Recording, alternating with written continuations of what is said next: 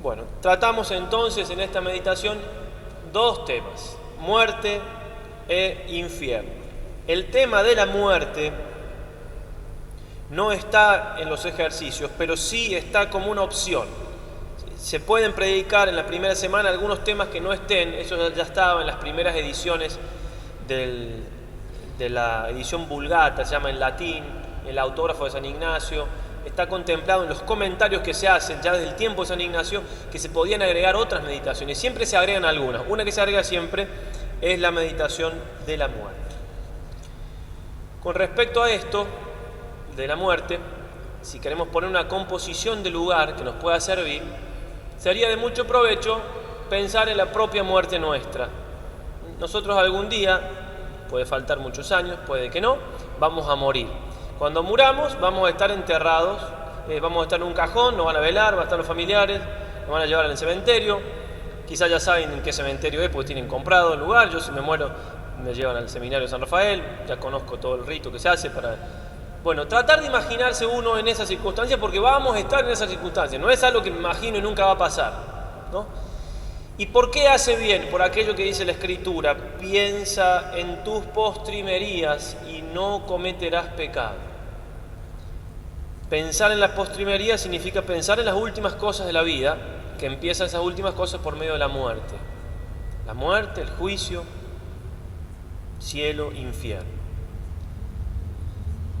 Va a decir José María Pemán, un gran predicador, un gran poeta sobre todo, ¿sí? Muerte, cielo, juicio, infierno, dormir sobre la aspereza de estos pensamientos vale más que tener como almohada piedra o leño.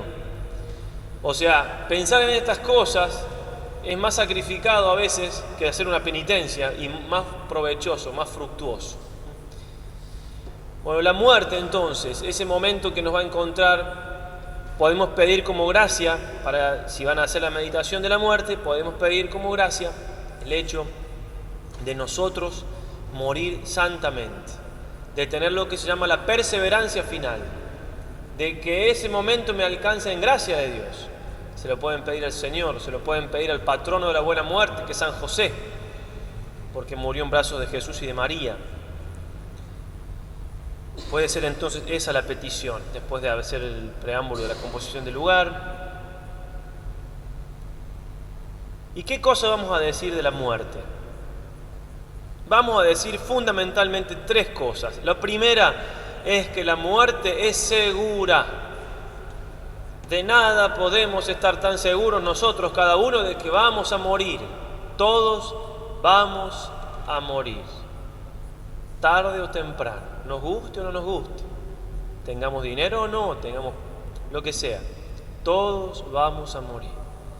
Nace un niño, decía un santo, y como que nace con una soga al cuello. Y cada vez que va pasando el tiempo, como que se va estirando la soga, se acabó. Y también que nace un niño, una niña, uno puede decir va a ser psicóloga, psicólogo, abogado, va a trabajar en el campo. Me puedo equivocar. Ahora voy a decir, este niño que están haciendo se va a morir. Eso es cierto, no hay duda, no hay ninguna duda. Es algo para todos, absolutamente. Cuando uno entra a la Santa Casa de Ejercicios en Buenos Aires, tiene muy bien ambientada, tiene cuadros muy propios de los ejercicios, y uno que me llamó la atención es que está de un lado es un rey, ¿sí? Y del otro lado es una calavera, para mostrar de que también un rey muere, por más que tenga todo el poder. Entonces, tengo certeza que me voy a morir. Eso hay que meditarlo un poco, porque a veces es algo que lo sabemos, pero ahí, como decía una vez una viejita, no, a la hija, no me hables de la muerte, no quiero saber nada con la muerte. ¿Y por qué no queremos saber nada con la muerte? Si la muerte es algo que va a llegar y que es verdad y que Dios nos pide que pensemos, piensa en tus postrimerías. Ayuda, no es una cosa que hace lo contrario. Bueno, primer punto, la muerte es cierta. Segundo punto, el momento de la muerte es incierto. Nadie sabe cuándo va a morir, absolutamente. Es cierto, alguno por ahí ha tenido la revelación de Dios, pero son los santos. San Juan de la Cruz sabía que iba a morir, al menos una semana antes sabía que iba a morir el sábado, el viernes a la noche, o sea, el día de la Virgen, el sábado. Una santa de Ecuador murió por obediencia, la fue a visitar su superiora y le dijo: ¿me puedo morir? Estoy enferma. No, todavía no. Bueno, la visitó un tiempo después: ¿me puedo morir ya? No, todavía no. Bueno, pasó otro tiempo, la visitó: no, ¿me puedo morir ya? Bueno, ahora sí, al otro día se murió. Pero son cosas muy puntuales, excepciones. Lo general es que no sepamos cuándo vamos a morir. Estamos escuchando en los audios de las comidas 2 libros, son audios de 2 libros. A veces tiene un poquito de música que yo no se lo hubiera puesto, pero está muy bien grabado, el que habla muy bien, un trabajo hermoso. Entonces, son 2 libros, uno se llama Práctica de Amor a Jesucristo, el otro se llama Preparación para la Muerte. Ese libro, Preparación para la Muerte, los 2 son de San Alfonso y María de Ligorio, es hermosísimo y habría que leerlo alguna vez. Es una gracia, porque es cierto que asusta un poco el título, pero más vale que me asuste un poco y me prepare para morir bien y no que me deje sin ningún susto y que muera mal. Murió mi papá hace casi 2 años, tuve la gracia de saber que ya lo había leído una vez al libro y además los últimos días con su cáncer, que lo pude acompañar 50 días, escuchábamos en audio ese libro juntos. Él estaba re feliz de escucharlo, estaba preparando, murió, pero ya lo había leído antes, ¿sí? Entonces, ¿por qué ese libro? Porque justamente hay que prepararse con tiempo.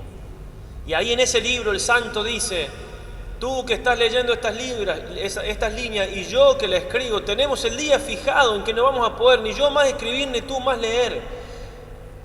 Entonces hay que aprovechar el tiempo presente para hacer buenas obras. Y de hecho el autor se murió, ya nosotros no, pero ya vamos a morir. ¿Cuánta gente muerta hay? Uno a veces lee: este autor se murió, este otro se murió, el papa se murió, cuando se muere este papa va a venir otro. Y sí, pero y yo también me voy a morir y así van a hablar de mí. Usted se pone en el lugar del papa, por supuesto, un hombre de mucha vida espiritual, pero digo, humanamente hablando, que digan: bueno, el papa cuántos años le queda, va a venir otro papa. Es muy fuerte que le digan uno así.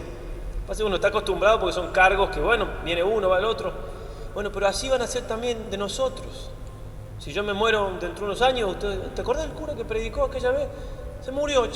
Oh, mirá, pobre, jovencito, bueno, recemos por él. Y se acabó, punto. Yo estoy remuerto ya. Y así es con todos, digamos, ¿cierto? Puede ser que nos lloren un poco más, nos lloren un poco menos.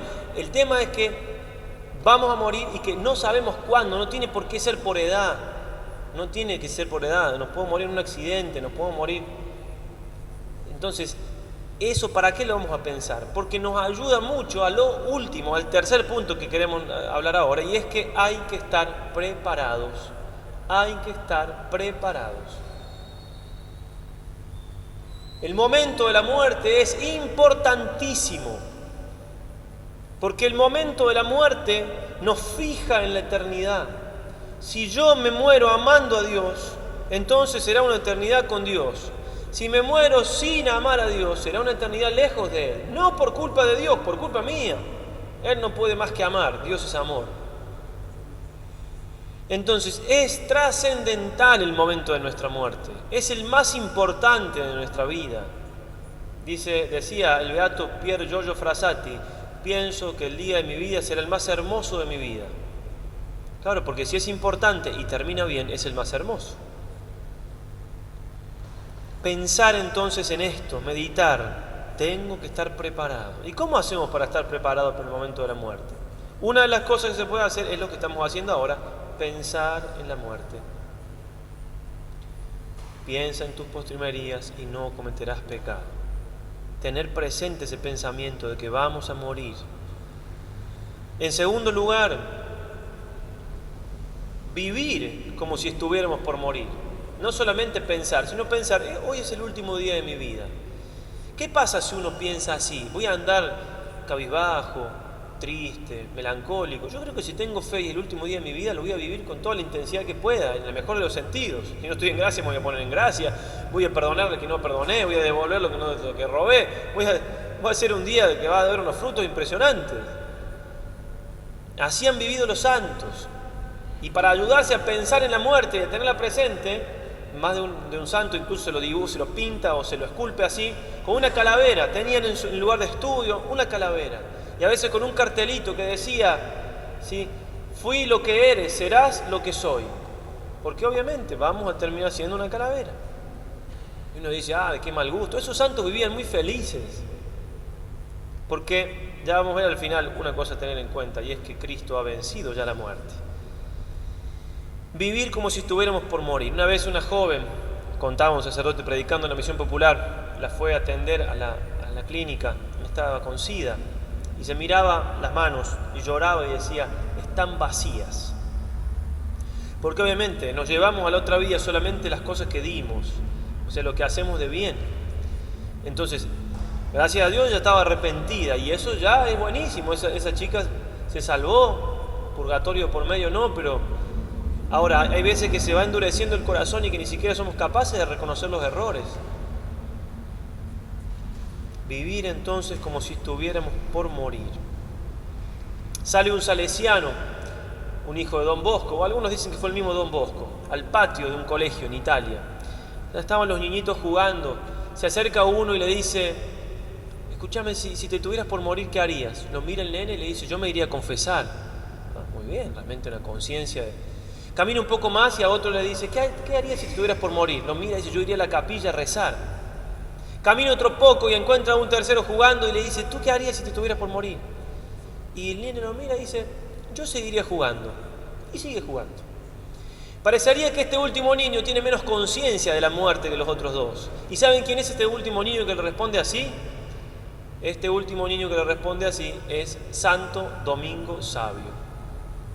¿Y por qué responde así Santo Domingo Sabio? Responde así porque él seguramente se había confesado hacía poco, él ya había rezado ese día, estaba haciendo la voluntad de Dios, que es jugar, estaba en el patio, era la hora de recreo. Bueno, si Dios me llama, acá estoy.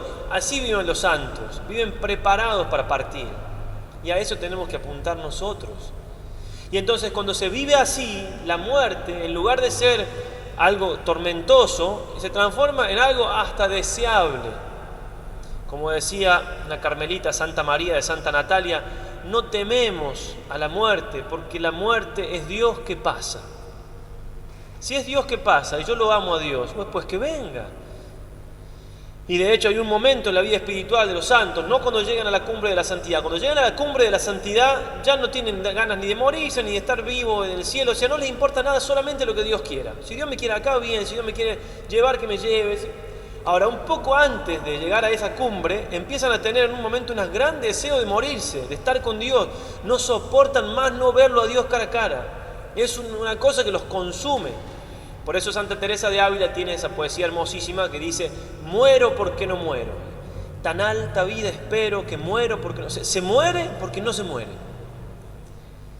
Entonces también tenemos que tener la esperanza de poder llegar a vivir así el día de nuestra muerte. Y si no así, al menos confesados y en gracia de Dios, para lo cual también puede servir esa súplica, que ahora tampoco es muy conocida ni taquillera, que decía, de la muerte súbita, líbranos, Señor. Si nosotros tenemos pensado que sería morir mejor con un tiro en la cabeza dormidos, o un paro cardíaco en el medio del sueño, que no nos demos cuenta, un accidente de un momento para otro, ya desaparecimos, ese pensamiento no es muy católico que digamos.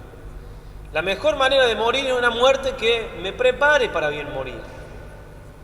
Entonces, por eso, de la muerte súbita, líbrame, Señor, por favor, déjame morir con tiempo.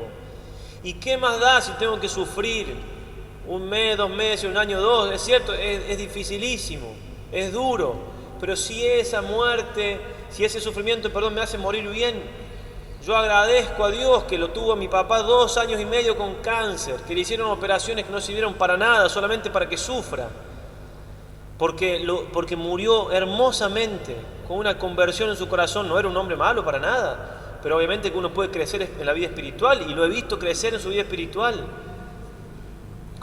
una cosa hermosísima, le agradezco a Dios, y en ese momento que él estaba sufriendo, obviamente que no me era fácil, no nos era fácil como familia, y yo me consolaba pensando, quien está permitiendo que él sufra así es Dios, que es Padre, y lo ama muchísimo más que yo, entonces está todo bien. Será por algo, y obviamente era para purificarnos, para convertirnos del todo, y así murió. Entonces, ojalá que Dios nos dé la gracia de poder morir así y poder sufrir antes para poder estar listos. ¿Qué más da? Le decía yo, sonaba un poco frío, pero era para ayudarlo. Papá, quédate tranquilo. En un tiempo más te morís, 10 días, 20, 30, te vas a morir, ya estás en la última. Esto no va a ser un año y te morís y se acabó, viejo, está el cielo después. No te hagas tanto drama, vamos a estar con vos hasta el último. Pasa un mes, 2 meses más, yo me volví a la misión, vos estás muerto y estás en el cielo y se acabó todo, quédate tranquilo.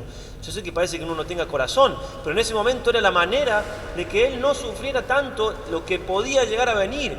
Y de hecho, la muerte no la sufrió, o sea, sufrió antes las operaciones, pero cuando ya murió ya estaba inconsciente. Hasta en eso Dios lo ayudó, de que él tenía mucho miedo a esa última agonía y no sufrió esa última agonía porque perdió el conocimiento. Hasta esas delicadezas tiene el Señor. Termino esta parte de la meditación sobre la muerte, brevemente la historia de el padre Segundo Llorente, misionero 40 años en Alaska. Él vivía en España, se enteró cuando era chiquito que el más importante, lo más grande del pueblo era ser intendente. Entonces dice, yo quiero ser intendente. Pasó un tiempo, se enteró que más importante que el intendente era el cura, porque trabajaba con cosas eternas, que eran las almas. Yo quiero ser cura. Se hizo más grande y pasó un misionero y dijo que más grande que ser un cura diocesano, escuchó él como niño, ¿no? Era ser misionero, irse lejos. Yo quiero ser misionero. Entró los jesuitas y escuchó que el Papa decía, la misión más difícil y más grande de la iglesia ahora es Alaska. Yo quiero ir a Alaska. Le costó varias cartas al superior que lo convencieran porque de España iban a China a misionar. Bueno, lo mandan a Alaska y ahí está 40 años misionando. Ejemplo, tienen libros hermosos. Bueno, cuando se enteró que tenía cáncer, lo llamó a su hermano, sacerdote también jesuita, y le dijo, Armando, se acabó el Segundo Llorente de esta vida y empieza el del otro. Me han dicho que tengo cáncer y yo no voy a hacer ningún tratamiento porque está la cosa avanzada, mi superior ya me dio permiso, así que bueno, ponete feliz, ni se te ocurra rezar para que me cure. Yo no quiero más que estar con Dios. Y en 3 meses se murió. Y se murió diciendo las mismas palabras, repitiendo que estaba feliz, que se quería morir. ¿Por qué hay que pensar que la muerte nuestra no puede ser así? Hay que encaminarnos ahora para ese lado, buscando a Dios, porque en definitiva es eso. Entonces, cuando uno está con Dios, la muerte deja de ser tanta muerte, porque Jesucristo con su muerte venció nuestra muerte. La muerte está vencida en la muerte de Cristo, no tenemos que tenerle miedo. Si le tenemos tanto miedo a la muerte, quiere decir que nos falta unión con Cristo, que es el vencedor inmortal, que por vencer nuestra muerte, Él mismo murió en la cruz.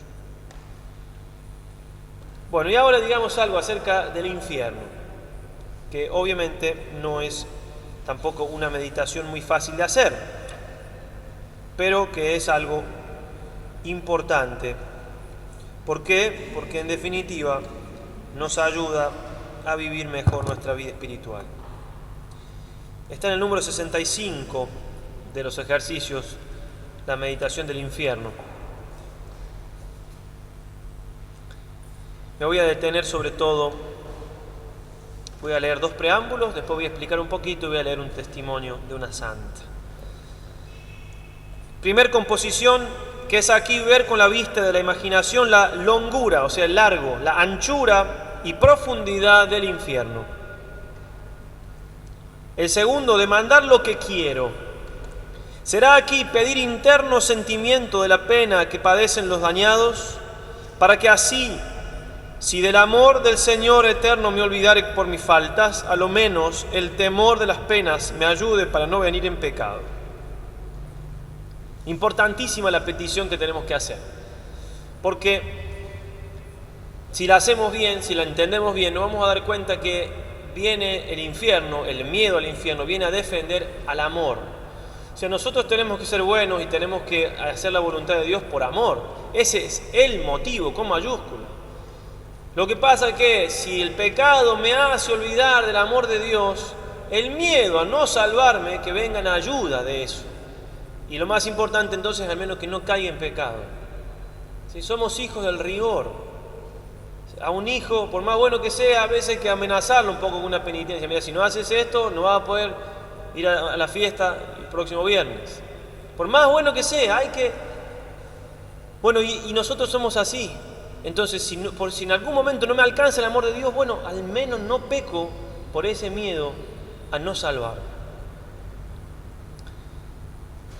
El infierno está compuesto por dos penas: la pena de sentido y la pena de daño. La pena de sentido es lo que más asusta, el fuego que se nombra, el gusano de la conciencia que come y no deja de comer, la compañía de Satanás y sus demonios, todo lo que quieran, lo que sabemos, que el olor a azufre, esa es la pena de sentido. Ahora, ¿eso es el infierno? No, eso no es el infierno. Eso que más nos asusta no es nada en comparación. ¿Y qué puede ser peor que eso? Lo peor que eso es la ausencia de Dios. Eso es el infierno. Si a todas las otras cosas que acabamos de decir le ponemos a Dios en medio, se transforma en el cielo el infierno. Porque en definitiva Dios es la felicidad absoluta. Como dice San Alfonso en María de Ligorio, hablando de la pena de daño, esta pena última que acabamos de nombrar: todas las demás penas apenas si son penas comparadas con esta pena. Casi que ni son penas comparado con haber perdido a Dios. Haber perdido a Dios. Y acá podemos volver al principio, decir, a ver, claro, ¿qué idea tengo yo de Dios? Si no tengo ni idea de Dios, de alguien tan... Y claro, y además que estamos acá en la tierra, que nos cuesta, salvo los santos, nosotros luchamos, que sí, la importancia de Dios, de esto, lo otro. Ahora, cuando se separa el alma del cuerpo, ya ahí es la hora de la verdad.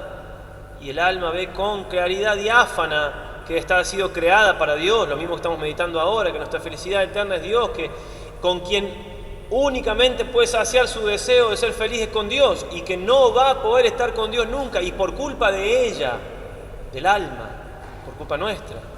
Incluso sin la capacidad de arrepentirme, porque ya queda fijada mi voluntad. Un condenado no quiere salir del infierno, por orgullo, no quiere. Está ahí para siempre y quiere estar ahí para siempre, aunque sufra eternamente, porque no le deja el orgullo. Eso es lo terrible del infierno, queridos hermanos, es esa ausencia de Dios. Una vez le dijo una señora a un sacerdote: Padre, ¿es cierto que que no es tan terrible el tema del fuego y eso en el infierno, sino que es no ver a Dios? Sí, señora, es cierto. Ah, bueno. ¿Qué problema hay? Yo pensé que lo más grave era el fuego y demás. Bueno, es que nos falta fe, nos falta amor a Dios, porque lo más terrible es lo más terrible en sí mismo, es no poder estar con Dios. Les voy a leer una aparición, una visión, como quieran. En realidad estuvo ahí en el infierno, Santa Teresa de Ávila. Es en castellano antiguo, pero se entiende. Dice la santa: después de mucho tiempo que el Señor me había hecho ya muchas de las mercedes que he dicho, y otras muy grandes, estando un día en oración me hallé en un punto toda, sin saber cómo, que me parecía estar metida en el infierno. Entendí que quería el Señor que viese el lugar que los demonios allá me tenían aparejado y yo merecido por mis pecados. Ello fue en brevísimo espacio, mas aunque yo viviese muchos años, me parece imposible olvidárseme. Parecíame la entrada a manera de un callejón muy largo y estrecho, a manera de un horno muy bajo y oscuro y angosto. El suelo me pareció de un agua como lodo muy sucio y de pestilencial olor, y muchas sabandijas malas en él. Al final estaba una concavidad metida en una pared a manera de una alacena, a donde me vi meter en mucho estrecho, muy apretada. Todo esto era deleitoso a la vista en comparación con lo que allí sentí. Esto que he dicho va mal encarecido, eso significa que no puede explicarlo del todo. Esto otro me parece que a un principio de encarecerse como es, no le puede haber, ni se puede entender. mas sentí un fuego en el alma que yo no puedo entender cómo poder decir de la manera que es. Los dolores corporales tan incomportables que con haberlos pasado en esta vida, gravísimos, y según dicen los médicos, los mayores que pueden acá pasarse, porque fue encogérseme todos los nervios cuando me tullí, sin otros muchos de muchas maneras que he tenido, y aún algunos, como he dicho, causados del demonio.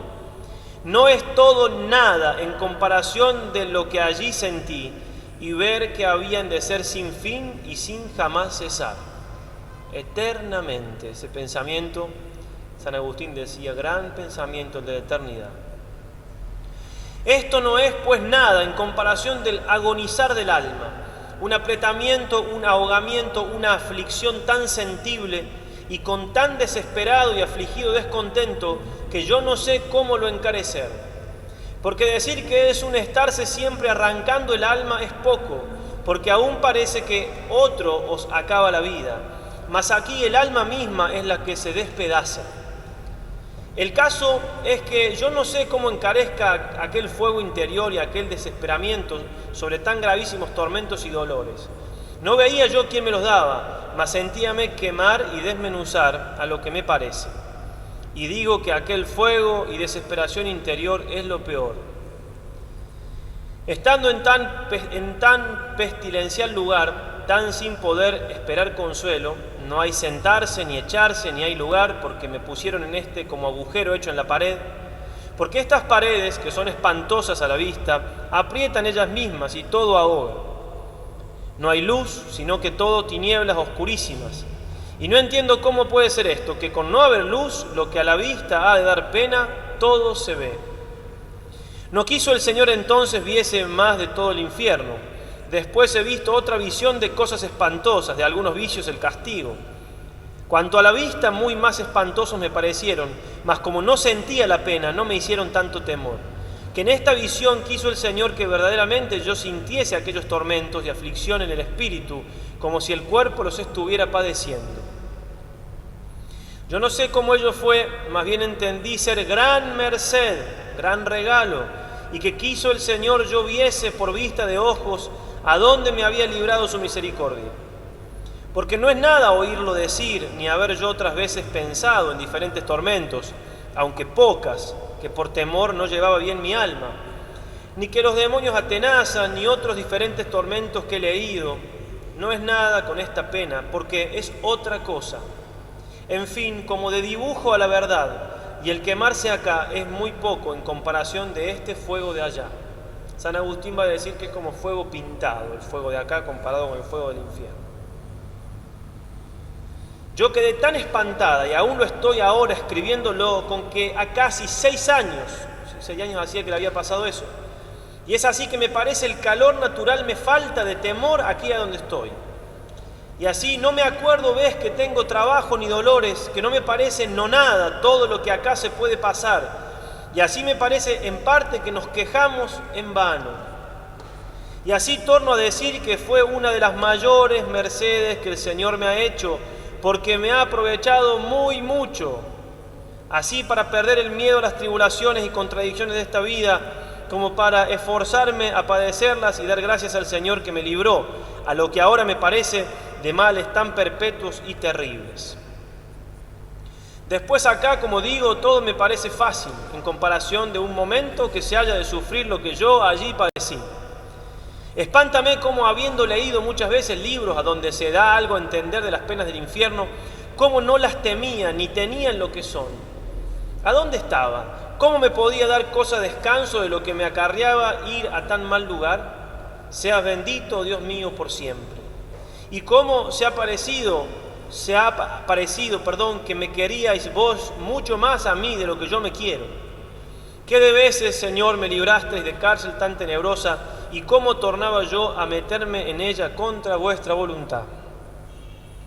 De aquí también gané la grandísima pena que me dan las muchas almas que se condenan, de estos luteranos en especial, porque eran ya por el bautismo miembros de la Iglesia, y los ímpetus grandes de aprovechar almas, que me parece cierto a mí que por librar una sola de tan gravísimos tormentos pasaría yo muchas muertes muy de buena gana. Miro que si vemos acá a una persona que bien queremos, en especial con un gran trabajo o dolor, parece que nuestro mismo natural nos convida con pasión, y si es grande, nos aprieta a nosotros. Pues ver a un alma para sin fin en el sumo trabajo de los trabajos, ¿quién lo ha de poder sufrir? No hay corazón que lo lleve sin gran pena. Pues acá, con saber que en fin se acabará con la vida y que ya tiene término, aún nos mueve a tanta compasión. Esto otro que no le tiene, no sé cómo podemos sosegar viendo tantas almas como lleva cada día el demonio consigo. La Virgen de Fátima, la cual se cumplen 100 años este año, van a ser canonizados dentro de poco también los pastorcitos que faltan, los dos pastorcitos que son beatos.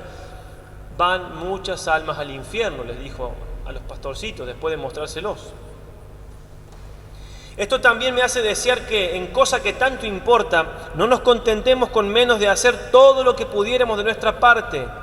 No dejemos nada y plega al Señor sea servido de darnos gracia para ello. Cuando yo considero que aunque era tan malísima, traía algún cuidado de servir a Dios y no hacía algunas cosas que veo que, como quien no hace nada, se las tragan en el mundo, y en fin, pasaba grandes enfermedades y con mucha paciencia que me la daba el Señor, no era inclinada a murmurar ni a decir mal de nadie, ni me parece podía querer mal a nadie, ni era codiciosa, ni envidia jamás me acuerdo tener en manera que fuese ofensa grave al Señor, y otras algunas cosas que aunque era tan ruin tenía temor de Dios lo más continuo, y veo a dónde me tenían ya los demonios aposentada, y es verdad que según mis culpas aún me parece merecía más castigo.